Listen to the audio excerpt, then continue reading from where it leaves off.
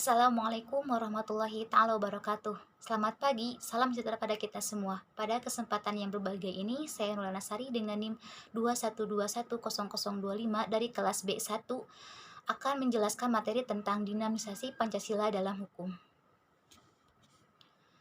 Kata dinamis berasal dari bahasa Yunani yaitu dinamikos, yang berarti energi atau daya, karena itu ia mengandung makna perubahan, pertumbuhan, dan ketahanan. Adapun selanjutnya yaitu Pancasila sebagai ideologi dinamis. Dalam ideologi Pancasila, setiap manusia mempunyai kebebasan untuk menentukan apa yang ia dicita-citakan sejauh tidak mengganggu kepentingan bersama dan sejauh tidak menguasai hajat hidup orang banyak. Sikap positif warga negara terhadap nilai-nilai Pancasila terlihat dalam sejarah perjuangan bangsa. Adapun perkembangan Pancasila dari masa ke masa, yang pertama ada masa Orde Lama, kedua masa Orde Baru, dan ketiga masa Reformasi. Masa Orde Lama merupakan yang dipergunakan untuk menyebut suatu periode pemerintahan yang ditandai dengan berbagai penyimpangan terhadap Pancasila dan Undang-Undang Dasar 1945.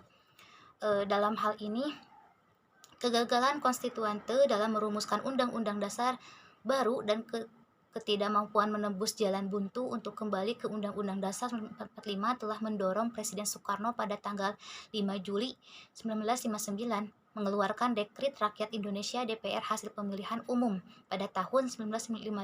Dalam sidangnya tanggal 22 Juli 1959 telah secara aklamasi bersedia terus bekerja berdasarkan Undang-Undang Dasar. Dukungan-dukungan ini menunjukkan bahwa rakyat telah lama mendambakan stabilitas politik mereka, menguntungkan harapannya kepada berlakunya kembali kepada Undang-Undang Dasar.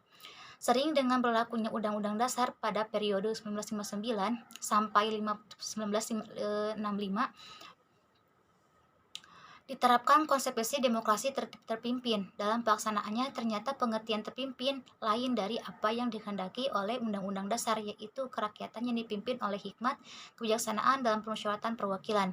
Kebijaksanaan ini disusun atas dasar pemikiran bahwa sebagai rakyat Indonesia masih sebatas pengetahuannya, sehingga masih harus dibimbing dalam pelaksanaan hak dan kewajibannya. Namun dalam prakteknya bukan dipimpin oleh hati nurani rakyat, melainkan oleh pimpinan nasional. Selanjutnya, masa Orde Baru. Orde Baru merupakan konsep yang dipergunakan untuk menyebut suatu kurun waktu pemerintahan yang ditandai dengan keinginan melaksanakan Pancasila dan Undang-Undang Dasar 1945 secara murni dan konsekuen. Benih-benih lahirnya Orde Baru sudah ada pada waktu ABRI bersama-sama rakyat Pancasilalis menupas pemberontakan G30 SPKI.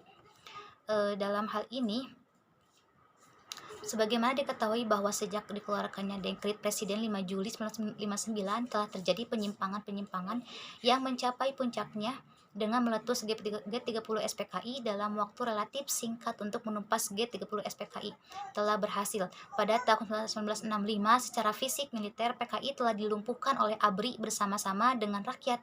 Meskipun secara politis PKI masih berdiri sebagai suatu partai politik, pada waktu itu berbagai golongan di dalam masyarakat mengeluarkan pernyataan yang pada hakikatnya menuntutnya agar PKI dibubarkan. Dalam upaya untuk menegakkan kemurnian pelaksanaan Pancasila dan Undang-Undang Dasar, maka dibentuklah Front Pancasila oleh beberapa partai politik dan organisasi massa. Adapun partai politik dan organisasi massa yang bergabung dalam Front Pancasila yaitu NU, PSII, Pakindo, Partai Hot Katolik, PKI, Parti Muhammadiyah, dan lain-lain. Dan terakhir, masa reformasi.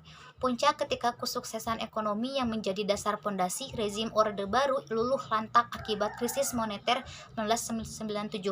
Segala penyumbatan itu pecah hingga melahirkan gelombang demonstrasi di mana-mana. Presiden Soeharto pun digantikan oleh Wakil Presiden B.J. Habibie. Sebuah digantikan oleh Wakil Presiden B.J. itu momen menandai tumbangnya rezim Orde Baru dan datangnya era Orde Reformasi. Selanjutnya, Pancasila sebagai sumber hukum adalah bahwa segala peraturan perundang-undangan yang berlaku di Indonesia harus bersumberkan Pancasila atau tidak bertentangan dengan Pancasila. Hal ini melatar belakangi sebagai bangsa yang memiliki keanekaragaman budaya, ras, adat, agama, dan suku Indonesia yang juga memiliki hukum, undang-undang, dan peraturan-peraturan lainnya yang bertujuan untuk mengatur perilaku masyarakat di dalam hubungan antar anggota masyarakat yang lain, sehingga diharapkan mampu menjamin sebuah kepastian hukum. Dan terakhir, Pancasila sebagai landasan filosofi pembangunan hukum nasional. Nilai-nilai yang terkandung di dalam Pancasila berasal dari bangsa Indonesia sendiri, yaitu nilai-nilai adat, istiadat, kebudayaan, dan nilai-nilai religius. Melalui sidang BPUPKI dan PPKI pada tanggal 18 Agustus 1945, Pancasila disahkan sebagai dasar falsafah negara Republik Indonesia. Mungkin itu yang bisa saya dapat sampaikan. Mudah-mudahan ada manfaatnya bagi kita semua. Wassalamualaikum warahmatullahi wabarakatuh.